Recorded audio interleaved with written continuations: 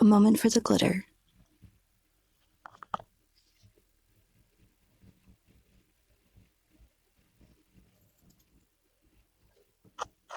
Okay, that's enough.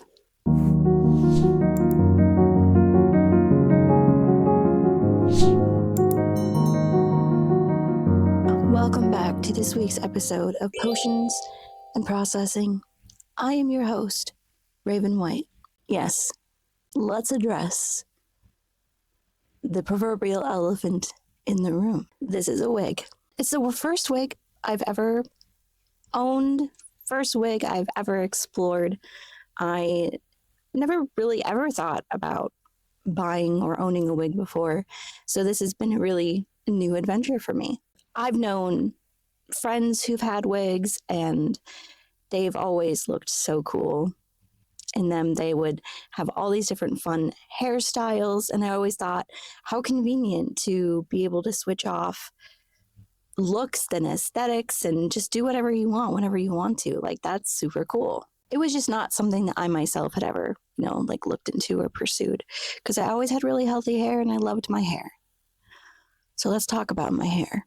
If you're part of the Flesh Rebellion community, then inside the Graft of Uprising or Bloom of Alchemy, you might have read a couple of weeks ago my blog post where I talked about getting my wig and what that felt like and the process of going through hair loss because of the treatments I'm receiving for my MS. My hair has always kind of been an integral part of my identity, and I feel like it is that way for a lot of people.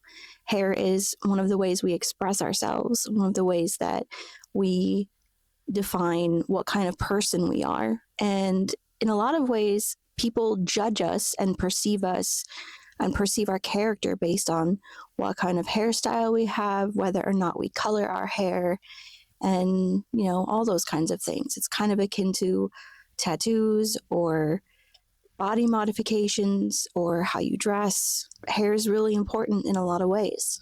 When I was growing up, my hair was short bob for a lot of my younger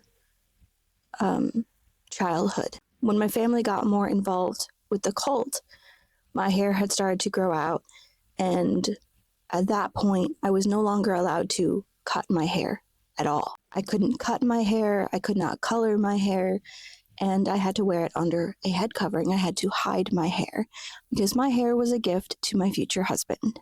My hair was my crown, it was my glory, and I had to hide it away.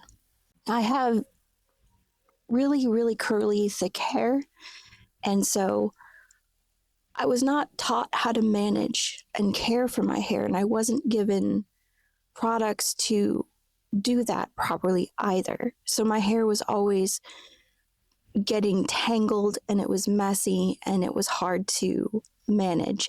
And most of the time I just kept it in a thick braid because that was the easiest way to keep it contained in a braid, in a bun, tucked up underneath my head covering. But my hair was not just a gift from my husband or tucked away. It was a means of control. It was a means of saying, you belong to me, you're my possession, and I can do with you what I will. My stepfather was in control of the house, and I was his property until I belonged to my husband, whom he was going to allegedly pick out for me someday. And my hair was also weaponized against me. It was used to harm me.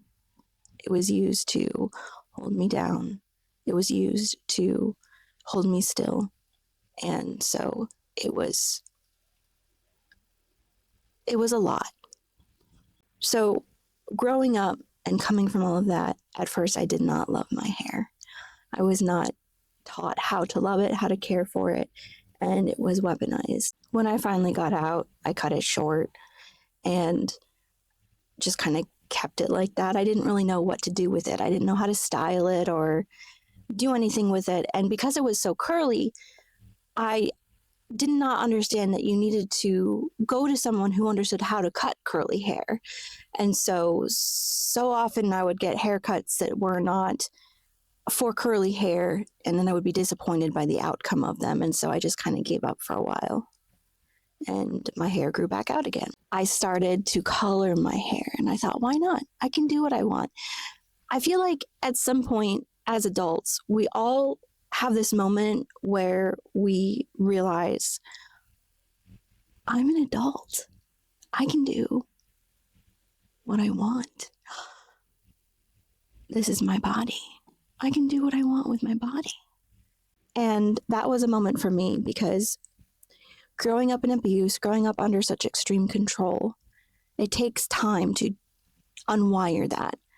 And because there was so much trauma attached to my hair, I feel like it took me a little bit longer even to unfold it all. So by my 30s, I started coloring my hair, and I fell in love with coloring it purple. Purple has always been my favorite color. It's been very consistent my whole life. Even when I was younger, I just always loved the color purple. Purple signified freedom to me. Freedom, royalty, wisdom, knowledge, intuition, knowing things beyond the knowledge of other people, but mostly freedom. And it just has always resonated with me. And so when I started coloring my hair, purple is what I naturally gravitated towards. And then from there, I expanded and I added blues and greens and reds and pinks and sometimes, and it was just fun. It was just fun to color it. And I settled into purples, blues, and greens like a galaxy. And that was my favorite.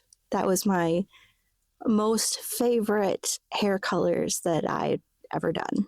And then I started getting into more shag haircuts, and then I got bangs, and it was like I was this whole new person, like reinvented by a haircut, because I was learning how to take care of my hair, how to manage the curls, and I fell in love with my hair and who I was.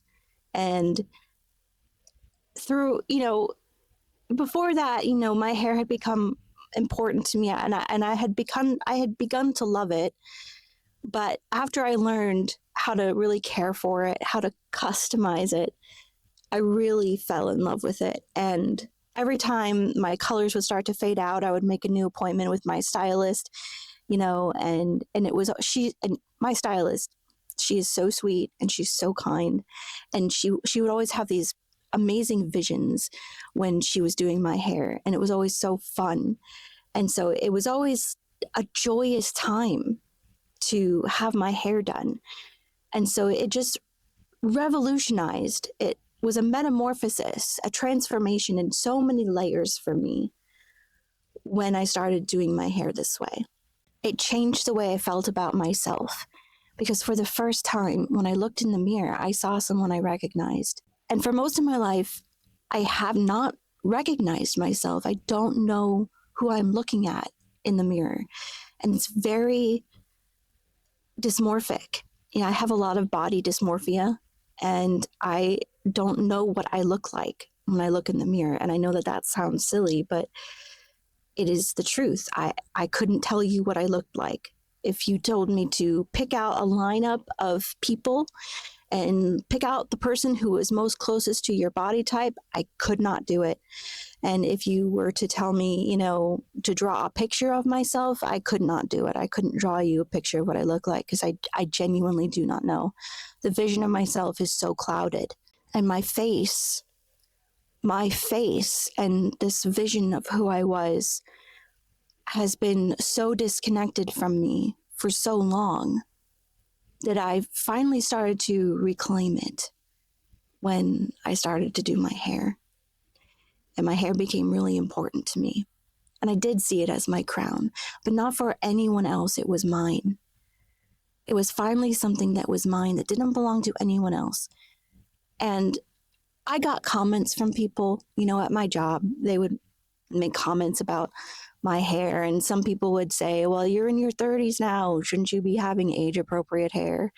And some people would say derogatory things about it or have opinions, because people always have opinions. And sometimes it would hurt my feelings, but then I would move on because they had no idea the depth of what my hair meant to me. And they were just people passing through. They were not here for the total journey of my life. So what weight could their commentary possibly bear? It meant nothing. And I want you to remember that. People will always have opinions. They'll always have opinions about your life, about how you style yourself, how you carry yourself.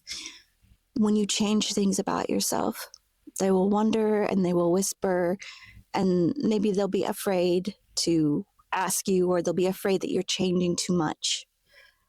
But when these changes come and they heal parts of you and they give you back things that were stolen from you, or pieces that you didn't have possession of before, of your own body, of your own soul, of your own mind, you pay them no attention.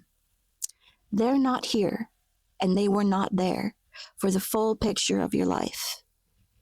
So what do their opinions mean? They mean nothing.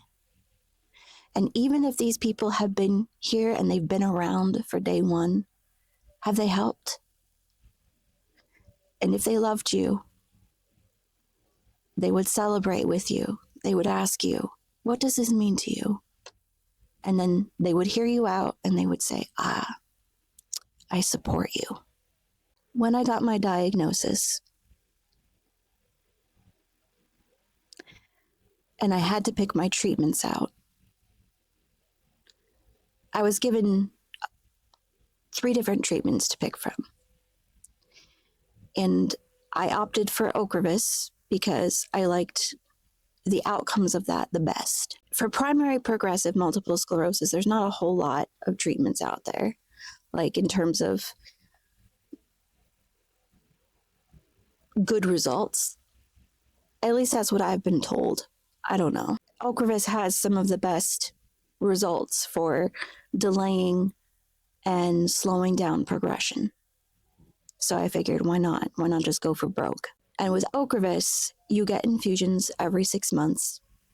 So it's less to think about. And I liked that it wasn't going to be in my face all the time. There's a bigger crap gap, and that's when you start to feel worse because the effects of your infusion are wearing off as you get closer to your next infusion. But I figure we'll just deal with that as it comes. One of the side effects of Ocrevus that is not listed on any of the official websites is hair loss. And one of the reasons why it's not listed as one of the official side effects is because Ocrevus does so many things and is so effective. I guess they don't want to deter people from using it because hair loss is a potential side effect.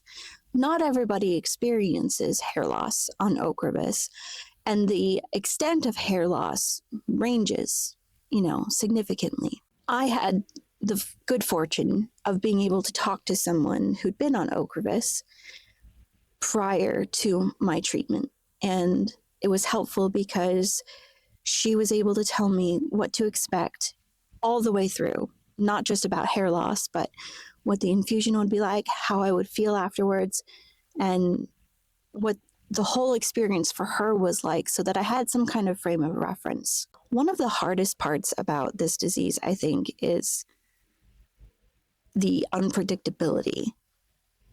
It's called a snowflake disease, and I kind of hate that term, but it's because it is so different person to person, and it's incredibly unreliable. And that's one of the reasons why it takes so long to diagnose in many cases, is because the symptoms can show up and then go away and then show back up again and then go away. And the types of symptoms that you can get vary. So you can have a cluster of symptoms in one person and a cluster of completely different symptoms in another person, and it can be the same thing with MS. So when I talked to her about it, I asked her about the hair loss. And she kind of laughed and she said, yeah, she had hair loss, and that every time she would wash her hair, she would have handfuls of hair. Not quite handfuls, but when you run your hands through your hair, that the hair would come out. I'm one of those people where I would rather know.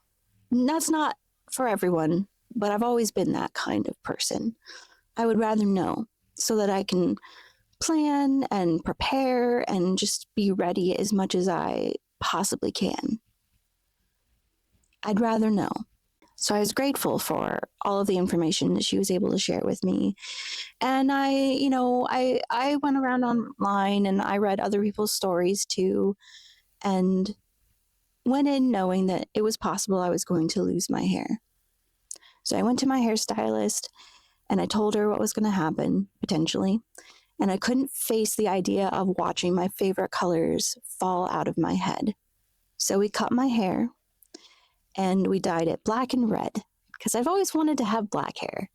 And I'd never done it before. So we did red around the face and then we did black hair, and I looked really cool and edgy. And that's how I went to my first Ocrevus appointment. Now, for the first Ocrevus appointment, when you're just getting started, they split the first dose into 2. So you do 1, and then you wait 2 weeks, and then you come back and you do the next dose. So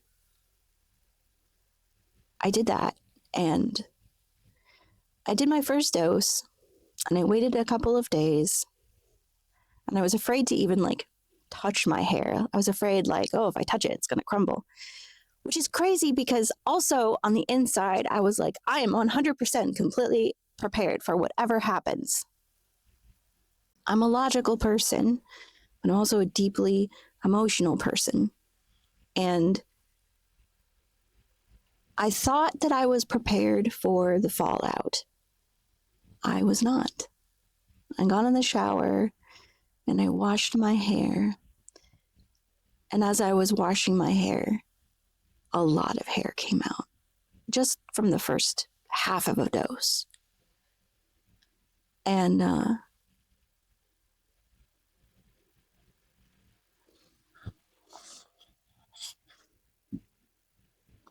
I cried a lot.